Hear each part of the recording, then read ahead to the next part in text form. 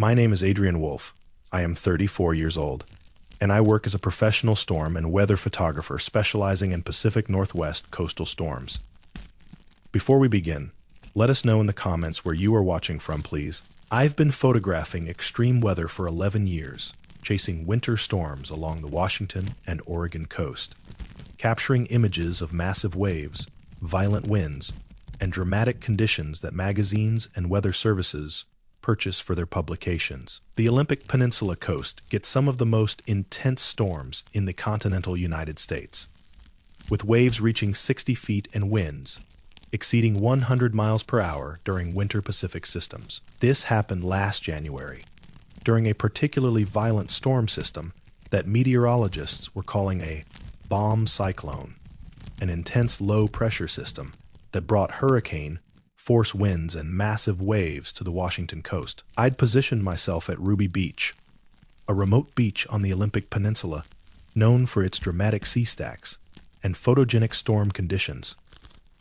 I arrived at the beach parking area around 4 p.m. as the storm was intensifying. Wind was already gusting to 70 mph, rain coming down in sheets, waves crashing violently against the sea stacks. Offshore, perfect conditions for the dramatic photos I specialize in. I geared up with my weather, sealed camera equipment, waterproof clothing, and safety equipment, including a personal locator beacon, in case conditions became dangerous. I hiked down to the beach through the coastal forest trail, emerging onto the sand as daylight was fading and the storm was reaching peak intensity.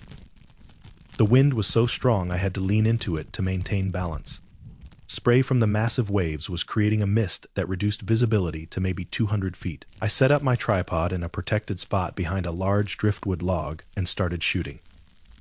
The conditions were spectacular, and I was getting incredible shots of waves exploding against the sea stacks. Spray shooting 50 feet into the air, the raw power of the Pacific Ocean on full display. I'd been shooting for maybe 30 minutes, completely focused on my work, when I noticed something that didn't fit the pattern. Between wave sets, when the spray would clear momentarily, I could see the beach extending north, and I saw lights, multiple lights, maybe 8 or 9 of them, spread out along the beach maybe 300 yards away. They looked like headlamps or flashlights, the kind hikers or photographers would use. But they were moving in a pattern that seemed wrong. The lights were staying at the same level, maybe 6 or 7 feet off the sand, moving in a coordinated line parallel to the ocean. Not bobbing up and down like people walking would create, but gliding smoothly at constant height. I watched them for maybe 2 minutes between wave sets, trying to understand what I was seeing. Then they turned.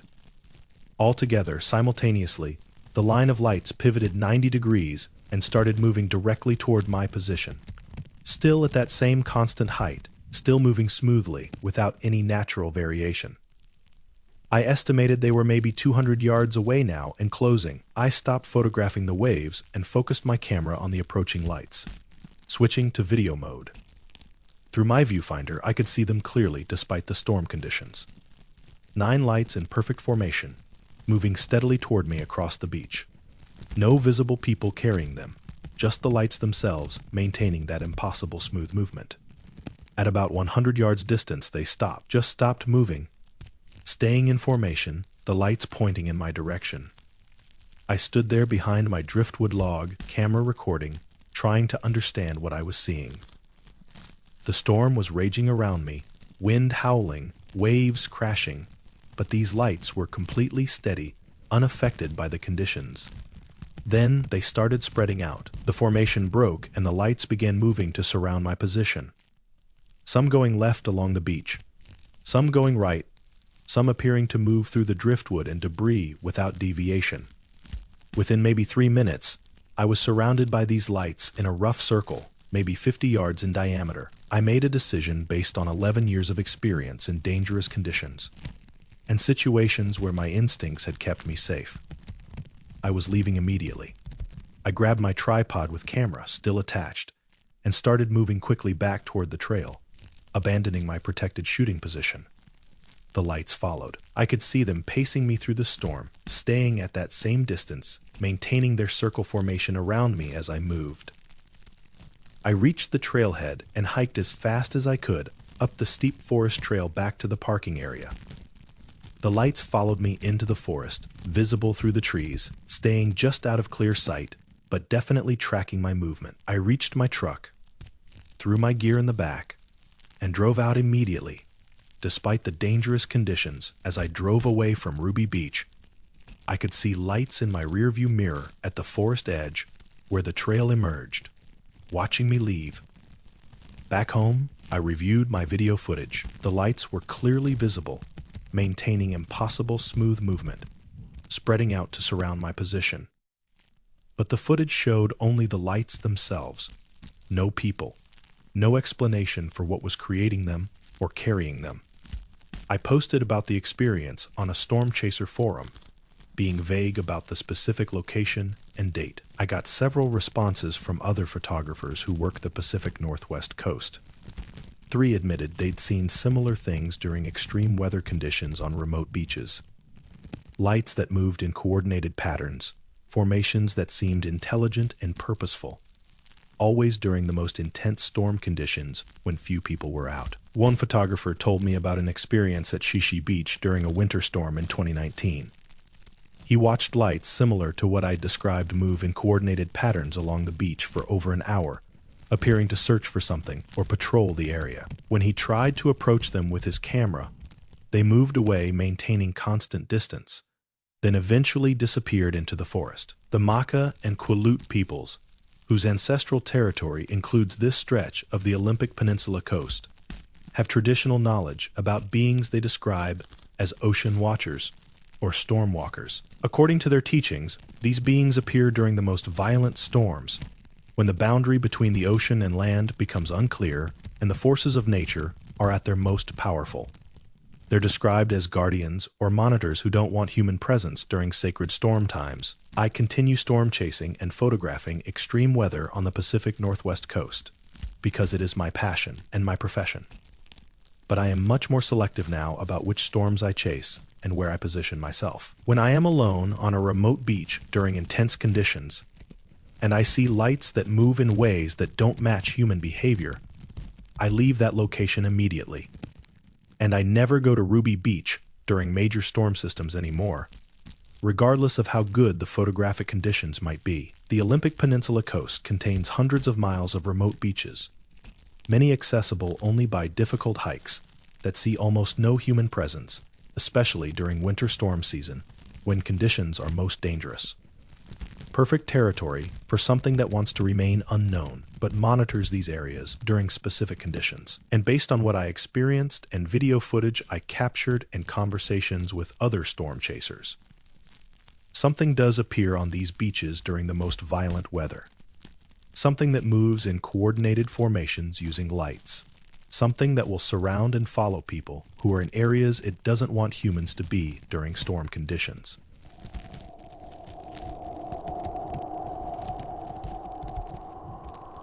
My name is Frederick Santos.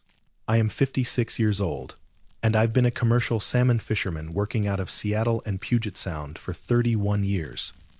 Following in my father's footsteps in a profession my family has practiced for 3 generations. This happened last September during the fall salmon season, when coho and chinook salmon migrate through Puget Sound heading to their spawning rivers. I was fishing an area we call the South Sound, the southern section of Puget Sound near Tacoma. In waters I've fished successfully for over 3 decades. I was running my boat alone, which is common for experienced fishermen, trying to maximize profit by not sharing catches with crew. I'd left the dock around 3 a.m. to reach my fishing grounds at dawn, the best time for salmon.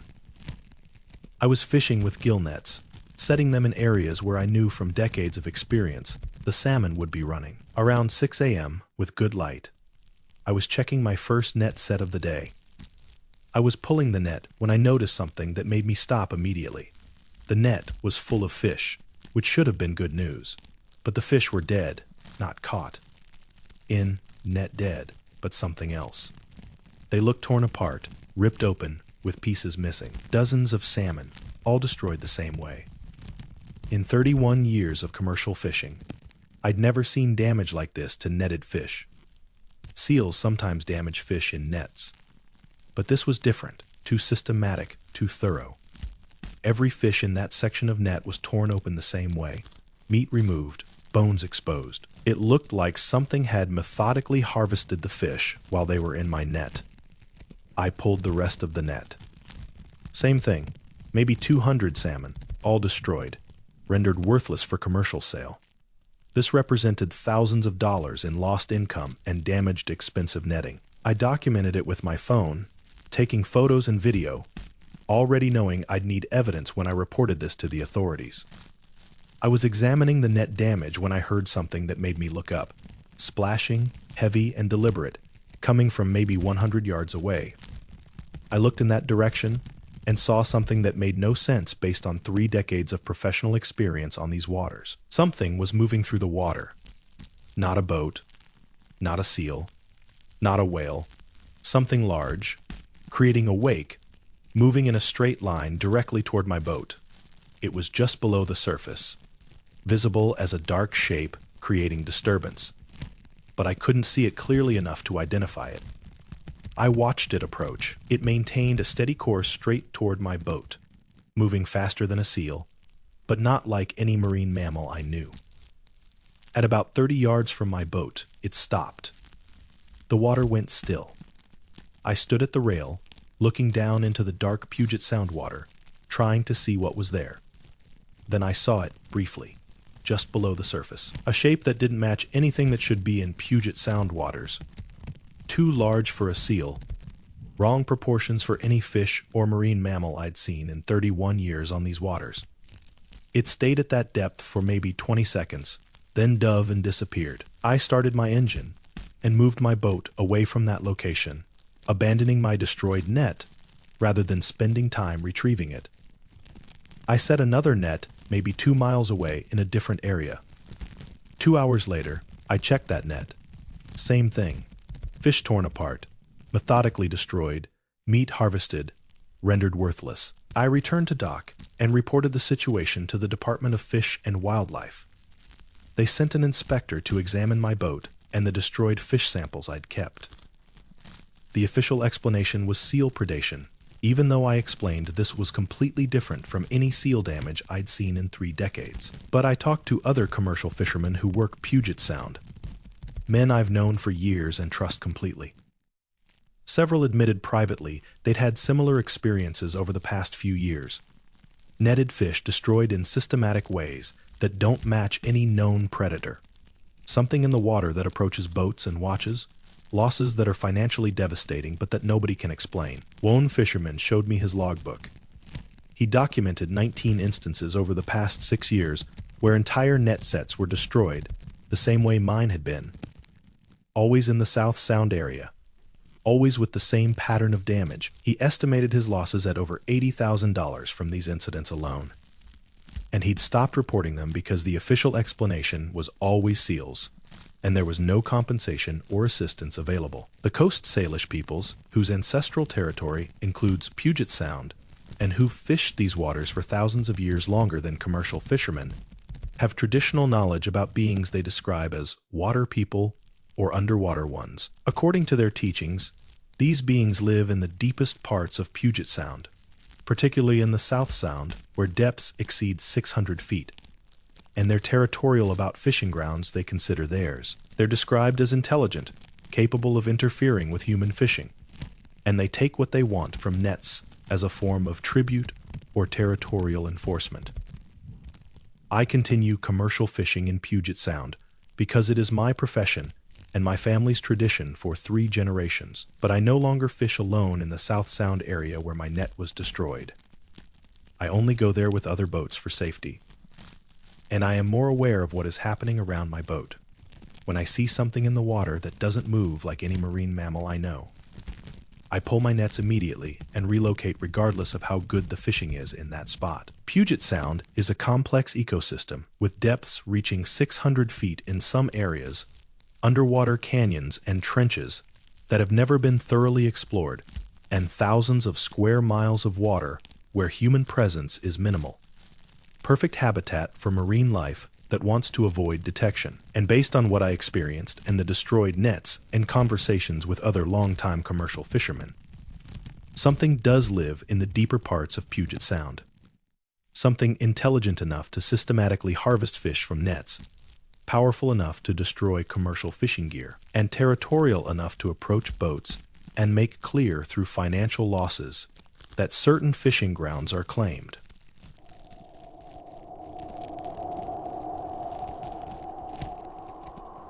My name is Dominic Chen. I am 43 years old, and I work as a ski patrol supervisor at Mount Hood Meadows Ski Resort in Oregon. I've been in ski patrol for 17 years, the last 9 as a supervisor responsible for managing patrol operations, avalanche control, and mountain safety. This happened last February during a heavy snow season when Mount Hood was getting massive snowfall from repeated Pacific storm systems. We'd had over 6 feet of new snow in 10 days, creating incredible skiing conditions, but also significant avalanche danger in the backcountry areas outside the resort boundaries. I was leading a pre-dawn avalanche control patrol, a standard procedure where we use explosives to trigger avalanches in dangerous areas before the ski resort opens to the public.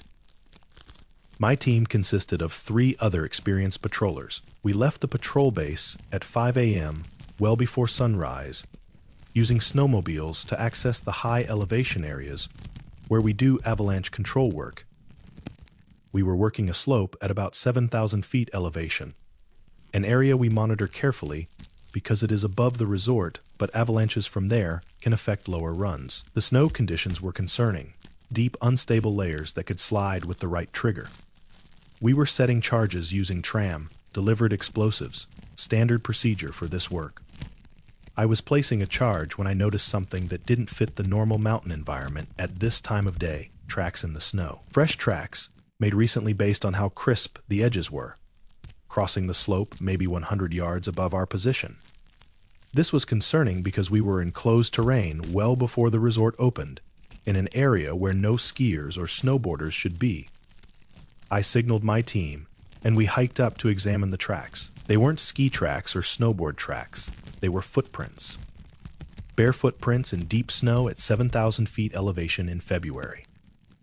Each print was enormous, easily 18 or 19 inches long, much wider than human feet, with clear toe impressions showing 5 toes. The stride length was wrong for human, suggesting something much taller, possibly 8 or 9 feet tall based on standard biomechanical ratios. The tracks came from higher on the mountain, crossed our slope, and continued down toward the trees below. There were no ski tracks, no snowshoe tracks, nothing that would explain how something barefoot had gotten to 7,000 feet elevation in winter conditions. I photographed the tracks extensively with my phone and measuring tape. Then we heard it. A sound from higher on the mountain, from the direction the tracks had come, a loud vocalization starting low and rising to a high-pitched scream that echoed off the surrounding peaks. Not a human voice, not any animal I knew from 17 years of mountain experience. The sound lasted maybe 7 seconds and was loud enough to be clearly heard despite wind and distance. The vocalization was answered by another call from a different direction, from downslope where the tracks led toward the trees. Then a third call from another direction entirely. We were surrounded by whatever was making these sounds, with individuals positioned at different elevations around our location, apparently communicating. I made the decision to abort the avalanche control work. We returned to our snowmobiles and descended to the patrol base immediately, which is something I'd never done before in 9 years as supervisor. The safety of my team took priority over the work schedule. Back at the base, I reported what we'd found to the resort management and filed a detailed incident report with photos of the tracks. The official position was that the tracks were probably from a lost hiker or someone playing a prank, even though that made no sense given the location, elevation, and conditions.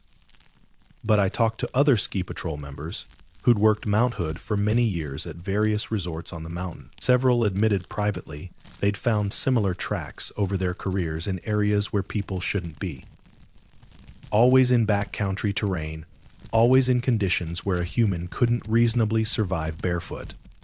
Most hadn't reported them officially because they knew it sounded impossible and would create complications. One patroller with over 20 years' experience at Timberline Lodge on the opposite side of Mount Hood told me about finding tracks similar to what I'd described on 3 separate occasions, all at high elevation, all in winter. He said another patroller at Timberline had an encounter in the 1990s where he saw what made the tracks, something tall and dark moving across a snowfield at elevation where no human should be, moving with ease through deep snow that would be nearly impossible for people to navigate. The Confederated tribes of Warm Springs and other indigenous peoples with ancestral territory around Mount Hood have traditional knowledge about mountain beings they call by various names. According to their teachings, these beings live at high elevations year-round, adapted to survive conditions that would kill humans.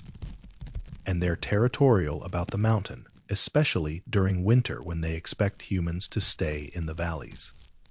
I continue working ski patrol on Mount Hood because it is my profession, and I take mountain safety seriously. But I am more aware now that when we're doing backcountry work in the pre-dawn hours, we might not be alone even in areas where no human should be.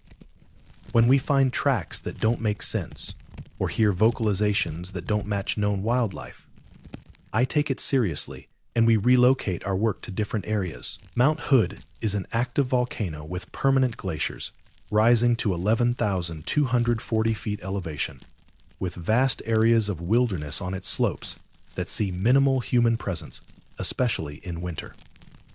Perfect habitat for something adapted to high altitude survival in extreme conditions. And based on what I found and photographed in conversations with other longtime mountain professionals, something does live on the upper elevations of Mount Hood.